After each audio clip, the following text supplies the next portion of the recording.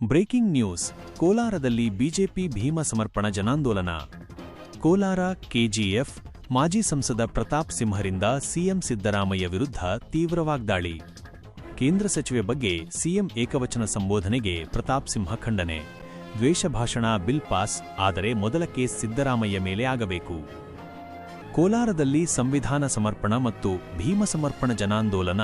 BJP ಪಕ್ಷದಿಂದ ಕೆಜಿಎಫ್ನಲ್ಲಿ ಬೃಹತ್ ಮೆರವಣಿಗೆ ಆಯೋಜನೆ. ಕೆಜಿಎಫ್ ನಗರದ ಸೂರಜ್ಮಲ್ ವೃತ್ತದಿಂದ ಮುನ್ಸಿಪಾಲ್ ಗ್ರೌಂಡ್ವರೆಗೂ ಮೆರವಣಿಗೆ ನಡೆಯಿತು. ಬಿಆರ್ ಅಂಬೇಡ್ಕರ್ ಪುತ್ಥಳಿಗೆ ಮಾಲಾರ್ಪಣೆ ಮಾಡಿ ಮೆರವಣಿಗೆಯಲ್ಲಿ ಸಂವಿಧಾನದ ಪೀಠಿಕೆ ಹಿಡಿದು ಕಾರ್ಯಕರ್ತರು ಸಾಗಿದರು. ಮೆರವಣಿಗೆಯಲ್ಲಿ ಬಿಜೆಪಿ ಕಾರ್ಯಕರ್ತರು ಸೇರಿ ಸಾವಿರಾರು ಜನರು ಭಾಗಿ. ನಂತರ ಮುನ್ಸಿಪಾಲ್ ಮೈದಾನದಲ್ಲಿ ಬೃಹತ್ ವೇದಿಕೆ ಕಾರ್ಯಕ್ರಮ ನಡೆಯಿತು. ಮಾಜಿ ಸಂಸದ ಪ್ರತಾಪ್ ಸಿಂಹ, ಮುನಿಸ್ವಾಮಿ ಹಾಗೂ ಹಲವು ಮಾಜಿ ಶಾಸಕರು ಕಾರ್ಯಕ್ರಮದಲ್ಲಿ ಪಾಲ್ಗೊಂಡರು. ನಿಜವಾದ ದಲಿತ ವಿರೋಧಿಗಳು, ಅಂಬೇಡ್ಕರ್ ವಿರೋಧಿಗಳು, ಅಂಬೇಡ್ಕರ್ ಅವರಿಗೆ ಅವಮಾನ ಮಾಡಿದವರು ಯಾರು, ಅಂಬೇಡ್ಕರ್ ಅವರು ಮನನೊಂದು ಅವರು ಸಂಪುಟಕ್ಕೆ ರಾಜೀನಾಮೆ ಕೊಡುವಂಗೆ ಮಾಡಿದವರು ಯಾರು, ಇದ್ರ ಬಗ್ಗೆ ರಾಜ್ಯದ ಜನತೆಗೆ, ರಾಜ್ಯದ ಮೂಲೆ ಮೂಲೆಗೂ ಹೋಗಿ ನಾವು ಒಂದು ಜಾಗೃತಿ ಅಭಿಯಾನವನ್ನು ಈ ಭೀಮ ನಡೆ ಕಾರ್ಯಕ್ರಮದ ಮುಖಾಂತರವಾಗಿ ಮಾಡ್ತಾ ಇದ್ದೀವಿ.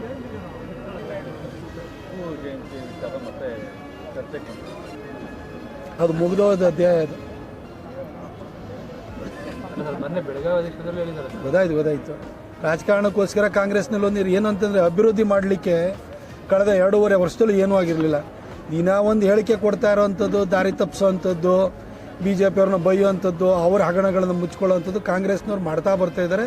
ಅದರದ್ದು ಒಂದು ಭಾಗ ಮೈಸೂರಿನವರೇ ಆಗಿದ್ದು ನಾಲ್ವಡಿ ಕೃಷ್ಣರಾಜ ಒಡೆಯರು ಕಟ್ಟಿದಂಥ ಕನ್ನಂಬಾಡಿ ಕಟ್ಟೆಯ ನೀರು ಕುಡಿದು, ನಾಲ್ವಡಿ ಕೃಷ್ಣರಾಜ ಒಡೆಯರವರು ಸ್ಥಾಪನೆ ಮಾಡಿದಂಥ ಮೈಸೂರು ವಿಶ್ವವಿದ್ಯಾಲಯದಿಂದಲೇ ಪದವಿಯನ್ನು ಪಡ್ಕೊಂಡು ಅವರು ಕಟ್ಟಿದ ಕನ್ನಂಬಾಡಿ ಕಟ್ಟೆಯ ನೀರಿನಲ್ಲಿ ಬೆಳೀತಾ ಇರುವಂತಹ ಅನ್ನವನ್ನು ತಿನ್ಕೊಂಡು ಅವರ ವಂಶವನ್ನು ನಿರ್ವಂಶ ಮಾಡಲಿಕ್ಕೆ ಹೋದಂಥ ಹೈದರಾಲಿಯ ಮಗ ಟಿಪ್ಪುವಿನ ಜಯಂತಿಯನ್ನು ಮಾಡಿ ಸಿದ್ದರಾಮಯ್ಯನವರು ಮೈಸೂರಿನಲ್ಲಿ 2018ರಲ್ಲಿ ಹೀನಾಯವಾಗಿ ಚಾಮುಂಡೇಶ್ವರಿಯಲ್ಲಿ ಸೋತ ನಂತರ ಪಾಠ ಕಲಿತರು. ಜೊತೆಗೆ ನಮ್ಮ ಯಡಿಯೂರಪ್ಪ ಸಾಹೇಬರು ಮುಖ್ಯಮಂತ್ರಿ ಆದ ನಂತರ ಟಿಪ್ಪು ಜಯಂತಿಯನ್ನು ಅವರು ತೆಗೆದುಹಾಕಿ ಅದನ್ನು ನಿಷೇಧವನ್ನು ಮಾಡಿದರು.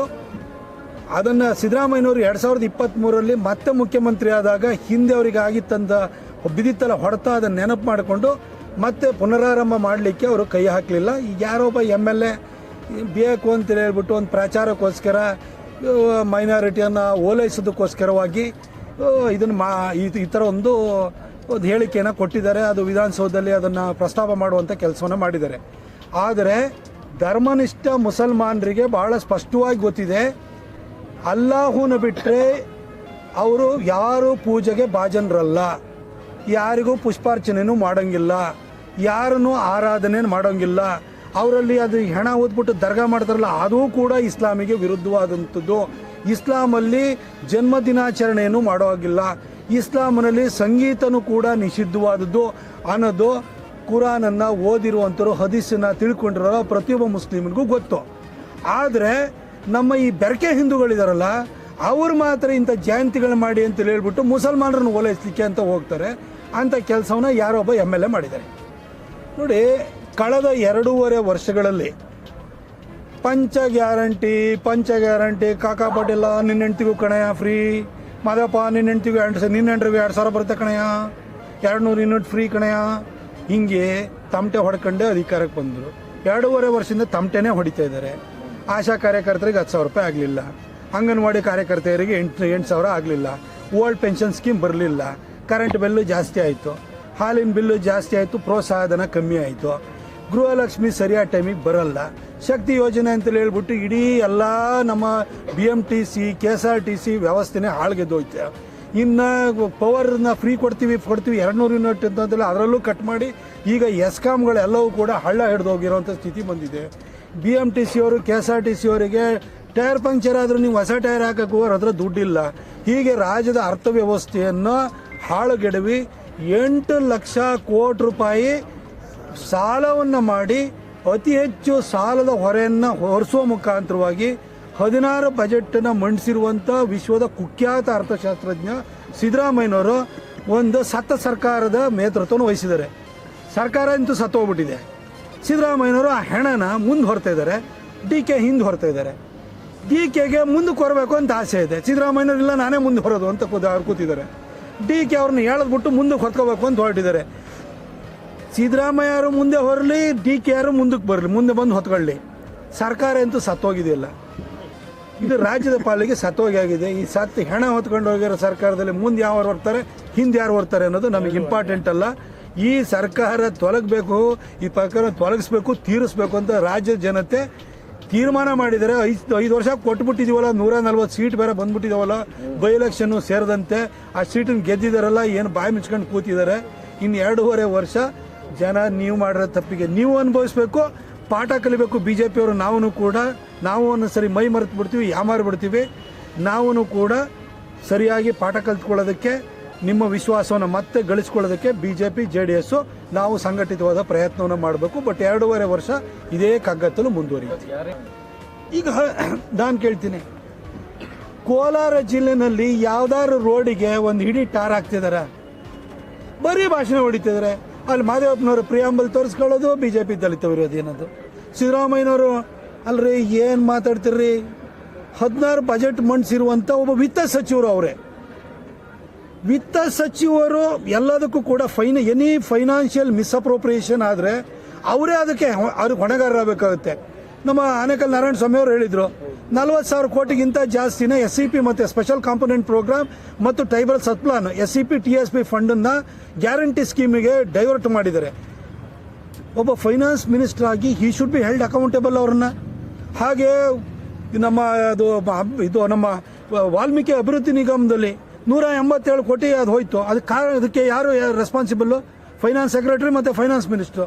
ಇವನ್ನೆಲ್ಲ ಬಿಟ್ಟು ಒಬ್ಬ ಫೈನಾನ್ಸ್ ಮಿನಿಸ್ಟರ್ ಆಗಿ ಯಾವಳವಳು ಎಂಥವಳವಳು ಅಂತ ಕೇಂದ್ರದ ಹಣಕಾಸು ಸಚಿವೆ ಬಗ್ಗೆ ಸಿದ್ದರಾಮಯ್ಯನವರು ಎಂಥವಳವಳು ಅಂತ ಈ ಥರ ಕೇಳ್ತಾರಲ್ಲ.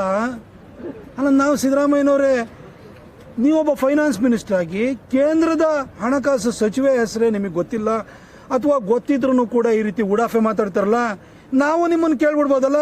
ಯಾರೋ ಅವನು ಮೂಡೋದಲ್ಲ 14 ಸೈಟು ಹೆಂಡತಿ ಹೆಸರಲ್ಲಿ ಹೊಡೆದನಲ್ಲ, ಅವನು ಯಾವನವನು, ಯಾರ ಹೆಸರು ಒಂದು ಅಂತ ಕೇಳಿದರೆ ನಿಮ್ಮ ಬಗ್ಗೆ ಏನನ್ಸುತ್ತೆ ಸರ್? ಕೇಂದ್ರ ಸಚಿವೆ ಸರ್. ಇವತ್ತು ನಮ್ಮ GDP 8.2% ಅದು ಗ್ರೋತನ್ನು ಕಾಣಿಸ್ತಾ ಇದೆ. ಅದರಿಂದ ನಿರ್ಮಲಾ ಸೀತಾರಾಮನ್ ಅವರ ಪರಿಶ್ರಮ ಇದೆ. ಅವ್ರ ಹತ್ರ ಪ್ರತಿ ವರ್ಷ ಕರ್ನಾಟಕಕ್ಕೆ ಬಜೆಟ್ ಅಲೋಕೇಶನ್ ಅವ್ರು ಮಾಡ್ತಾರೆ. ನಮ್ಮ ನ್ಯಾಷನಲ್ ಹೈವೇ ಕನ್ಸ್ಟ್ರಕ್ಷನ್ ಇರ್ಬೋದು, ರೈಲ್ವೇದು ಅಭಿವೃದ್ಧಿಗಳಿರ್ಬೋದು, ಇಷ್ಟೊಂದು ದುಡ್ಡನ್ನು ಕೊಡ್ತಾ ಇದ್ದಾರೆ. ಕೇಂದ್ರ ಸಚಿವ ಬಗ್ಗೆ, ಒಂದು ಹೆಣ್ಣು ಮಗಳ ಬಗ್ಗೆ ಎಂಥವಳು ಅವಳು, ಅವಳ ಹೆಸರೇನು, ಹೀಗೆಲ್ಲ ನೀವೊಬ್ಬರು ಮಾತಾಡೋದಾಗ್ಬಿಟ್ರೆ ಈ ಸಮಾಜಕ್ಕೆ ನೀವು ಏನು ಮೇಲ್ಪಂಕ್ತಿನ ಹಾಕೊಡ್ತಿದ್ರಿ ಸರ್? ನಿಮ್ಮನ್ನು ಹಂಗೆ ಕರಿಬೋದಲ್ವಾ? ಮೂಡೋದಲ್ಲಿ ಹೆಂಡತಿ ಹೆಸರಲ್ಲಿ ಸೈಟ್ ಹೊಡೆದ್ನಲ್ಲ ಅವನು ಯಾವನೋ ಅಂತ ಅಂದ್ಬಿಟ್ರೆ ನಿಮಗೇನು ಅನ್ಸುತ್ತೆ ಹೇಳಿ? ನೋವಾಗಲ್ವಾ? ದಯವಿಟ್ಟು ಈ ಥರದ ಉಡಾಫೆಯ ಮಾತನ್ನು ಬಿಡಬೇಕು, ಒಳ್ಳೆ ಆಡಳಿತವನ್ನು ಕೊಡಬೇಕು. ಆಮೇಲೆ ಸಿದ್ದರಾಮಯ್ಯನವರು ರಾಜ್ಯದ ಜನತೆ ಹೇಳಬೇಕು, ನೀವೇ ರಾಜ್ಯದ ಮುಖ್ಯಮಂತ್ರಿಯಾಗಿ ಇನ್ನೂ ಮುಂದುವರಿಯೋದಕ್ಕೆ ನೀವು 2.5 ವರ್ಷದಲ್ಲಿ ಮತ್ತು 7.5 ವರ್ಷ ಒಟ್ಟಾರೆ ನಿಮ್ಮ ಮುಖ್ಯಮಂತ್ರಿಯಾಗಿ ಮಾಡಿರೋ ಘನಕಾರ್ಯ ಏನು? ಇಂಥ ಒಳ್ಳೆ ಕೆಲಸ ಮಾಡಿಬಿಟ್ಟಿದ್ದೀನಪ್ಪ, ಅದಕ್ಕೋಸ್ಕರ ಮತ್ತೆ 2.5 ವರ್ಷ ಕೊಡಿ ಅಂತ ಕೇಳಿ. ಮಾಡೋಕ್ಕೆ ಯಾವ ಕೆಲಸ ಮಾಡಿದ್ದು ಹೇಳ್ಕೊಳ್ಳೋಂಥ ಒಂದು ಕೆಲಸ ಇಲ್ಲ. ಬರೀ ಗ್ಯಾರಂಟಿ ತಮಟೆ. ಆ ಬಸ್ಗಳ ಮೇಲೆಲ್ಲ ಯುವ ನಿಧಿ ಅಂತ ಬೋರ್ಡ್, ಯುವ ನಿಧಿ ಸ್ಟಾರ್ಟ್ ಮಾಡಿದ್ದಾರೆ. ಸುಳ್ಳು ಹೇಳ್ಕೊಂಡು ತಿರುಗ್ತಾ ಇದ್ದಾರೆ. ಇನ್ನು ಜೊತೆಗೆ 2.5 ವರ್ಷ ಇನ್ನು ನಾನೇ ಮುಖ್ಯಮಂತ್ರಿ ಮುಂದುವರಿಬೇಕು ಅಂತ ಹೇಳ್ತಾರೆ. ಮಧ್ಯದಲ್ಲಿ ಏನೋ ಒಂದು ದಲಿತ ಮುಖ್ಯಮಂತ್ರಿ ಅಂತ ದಾಳ ಹೊರಳಿಸ್ತಾರೆ. ಇನ್ನು ಅಲ್ಲಿ ಹೋಗಿ ಸತೀಶ್ ಜಾರಕಿಹೊಳಿ ಅವರನ್ನ ಎತ್ಕಟ್ತಾರೆ. ಈ ರಾಜಕಾರಣ ಬಿಟ್ಟರೆ ಒಂದು ಪೈಸದ ಅಭಿವೃದ್ಧಿ ಕೆಲಸವನ್ನ ಮಾಡಿಲ್ಲ. ಜೊತೆಗೆ ಎಲ್ಲರ ಬಗ್ಗೆನೂ ತಾತ್ಸಾರದಿಂದ ಮಾತಾಡ್ತಾರೆ. ನಿಜಕ್ಕೂ ಕರ್ನಾಟಕದಲ್ಲಿ ಯಾವ ರೀತಿ ರಾಜಕಾರಣ ಬಂದಿದೆ, ಒಂಥರ ಗೌರವ ಇಲ್ದಲೆ ಅವ್ರ ಸಚಿವರು ನಡ್ಕೊಳ್ತಾರೆ, ಮುಖ್ಯಮಂತ್ರಿಗಳು ನಡ್ಕೊಳ್ತಾರೆ. ಇಂಥ ಸರ್ಕಾರ ಆದಷ್ಟು ಬೇಗ ತೊಲಗಬೇಕು. ಅದಕ್ಕೋಸ್ಕರ ರಾಜ್ಯಾದ್ಯಂತ ನಮ್ಮ ರಾಜ್ಯಾಧ್ಯಕ್ಷರಾಗಿರುವಂಥ ವಿಜೇಂದ್ರ ಅವರು ಮತ್ತು ನಮ್ಮ ಎಲ್ಲ ನಾಯಕರು, ನಮ್ಮ ವಿರೋಧ ಪಕ್ಷದ ನಾಯಕರಾಗಿರುವಂಥ ಆರ್ ಅಶೋಕ್ ಅವರು ಅವರ ನೇತೃತ್ವದಲ್ಲಿ ನಾವು ಅಭಿಯಾನವನ್ನು ಮಾಡ್ತಾ ಇದ್ದೀವಿ. ಈ ರಾಜಕಾರಣಿಗಳು ಅವ್ರ ಮಕ್ಕಳಿಗೆ ಕಳ್ಳ ಮಾರ್ಗದಲ್ಲಿ ದುಡಿದಿರುವಂತಹ ದುಡ್ಡನ್ನು ಸಂಪಾದನೆ ಮಾಡಿ ಕೂಡಿಟ್ಟು ಕೊಡ್ಬೋದು, ಬುದ್ಧಿ ಕೊಡೋಕ್ಕಾಗಲ್ಲ. ಅದು ಬಹಳಷ್ಟು ರಾಜಕಾರಣಿ ಮಕ್ಕಳುಗಳ ಜೀವನದಲ್ಲಿ ಅದು ಸಾವಿದೆ. ಈ ಯತೀಂದ್ರರು ಅಷ್ಟೇ. ಅವರ ಅಪ್ಪ ಮೊದಲನೇ ಸರಿ ಮುಖ್ಯಮಂತ್ರಿ ಆಗಿದ್ದಾಗ ಆ ಒಂದು ಏನೋ ಮ್ಯಾಟ್ರಿಕ್ಸ್ ಏನೋ ಒಂದು ಇದನ್ನ ಲ್ಯಾಬ್ಗಳನ್ನು ಗೌರ್ಮೆಂಟ್ ಹಾಸ್ಪಿಟಲಲ್ಲಿ ಅವ್ರದ್ದು ಲ್ಯಾಬ್ಗಳನ್ನು ಮಾಡಲಿಕ್ಕೆ ಅಂತ ಹೇಳ್ಬಿಟ್ಟು ಅದರಲ್ಲಿ ಹೊಡ್ಕೊಂಡ. ಆಮೇಲೆ BDAದು ಸೈಟ್ ಹೊಡ್ಕೊಂಡ. ಇವಾಗ ಹೋದ್ರೆ ನೋಡ್ರೆ ಅವ್ರ ತಾಯಿ ಹೆಸರಲ್ಲಿ 14 ಸೈಟ್ ಹೊಡ್ಕೊಂಡಿದ್ದಾರೆ. ಈ ಮಂಚ ಅವ್ರ ಅಪ್ಪ ಮುಂದುವರಿತಾ ಇದ್ರೆ ತನ್ನ ಜೋಳಿಗೆ ತುಂಬುತ್ತೆ ಅಂತ ಹೇಳ್ಬಿಟ್ಟು ಈ ರೀತಿ ಹೇಳಿಕೆ ಕೊಡ್ತಾ ಇದ್ದಾರೆ ಅಷ್ಟೇನೆ. ಅಂದ್ರೆ ಸಿಎಂ ಹೇಳಿಸ್ತಾ ಇದಾರೆ ಸರ್ ಮಗನ ಕೈಯಲ್ಲಿ.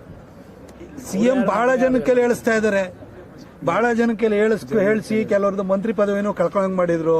ಎಲ್ಲ ಕಡೆ ಸುಮಾರು ಕಡೆ ಹೇಳಿಸ್ತಾ ಇದ್ದಾರೆ. ಪಾಪ ಅಲ್ಲಿ ಬೆಳಗಾಂ ರಾಜಕಾರಣದಲ್ಲೂ ಕೂಡ ಅಲ್ಲಿನೂ ಕೂಡ ಜಾರಕಿಹೊಳಿ ಅವ್ರನ್ನೂ ಎತ್ಕಟ್ತಾರೆ, ಎಲ್ಲರನ್ನೂ ಎತ್ಕಟ್ತಾರೆ. ಒಟ್ಟಿಗೆ ಅವರಿಗೆ ರಾಜಕಾರಣ ಮಾಡಕ್ ಬಂದಿದ್ದಾರೆ ಹೊರತು ಅಭಿವೃದ್ಧಿ ಮಾಡ್ಲಿಕ್ಕೆ. ಅಗೌರವದ ಭಾಷಣದ ಬಿಲ್ ಪಾಸ್ ಮಾಡಿದ ಕೂಡಲೇ ಫಸ್ಟ್ ಒಬ್ಬ ಮಹಿಳೆಗೆ ಅಗೌರವ ತೋರಿದಂತ ಅಪಚಾರದ ಮಾತನಾಡಿದಂತಹ ಪ್ರಕರಣದಲ್ಲಿ ಸಿದ್ದರಾಮಯ್ಯನವರು ಫಸ್ಟ್ ಆಮೇಲೆ ಪ್ರಕರಣ ದಾಖಲಾಗಿದೆ.